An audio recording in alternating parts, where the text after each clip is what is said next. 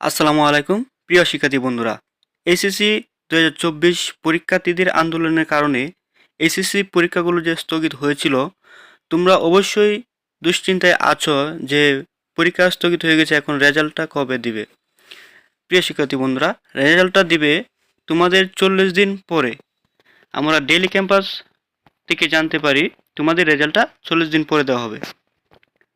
প্রিয় শিক্ষার্থী বন্ধুরা, শিক্ষার্থীদের তীব্র আন্দোলনের মুখে এইচএসসি ও সমমানের স্থগিত হওয়া পরীক্ষাগুলো বাতিল করা হয়েছে।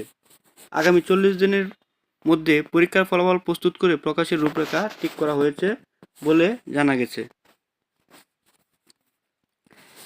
বুধবার আন্তঃশিক্ষা বোর্ড সমন্বয়ের বিশেষ সভায় প্রাথমিকভাবে যে রূপরেখা ঠিক করা হয়েছে, ওই বৈঠকে উপস্থিত একাধিক শিক্ষা বোর্ডের পরীক্ষা নিয়ন্ত্রক কমিটি নিশ্চিত করেছেন।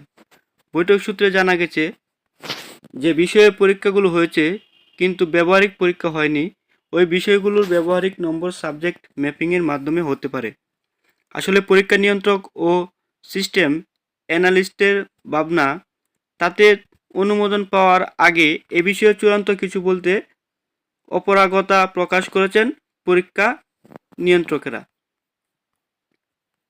এইচএসসি পরীক্ষার ফল সাবজেক্ট ম্যাপিংয়ের মাধ্যমে দেওয়া হয়েছিল। 2021 সালেও 3টি বিষয়ে পরীক্ষা নিয়ে বিষয়গুলোর ফল সাবজেক্ট ম্যাপিং করে দেওয়া হয়েছিল, তাই আমাদের সামনে 2টা উদাহরণ রয়েছে। সে অভিজ্ঞতা আলোকে একটি সম্ভাবনা তৈরি করতে সব পরীক্ষা নিয়ন্ত্রকের বলা হয়েছে, আমরা তা প্রস্তুত করে জমা দেব। প্রিয় শিক্ষার্থী বন্ধুরা, তোমরা আশা করি আগামী 40 দিনের ভিতরেই তোমাদের পরীক্ষার রেজাল্টটা পেয়ে যাবে। দুশ্চিন্তার কোনো কারণ নেই।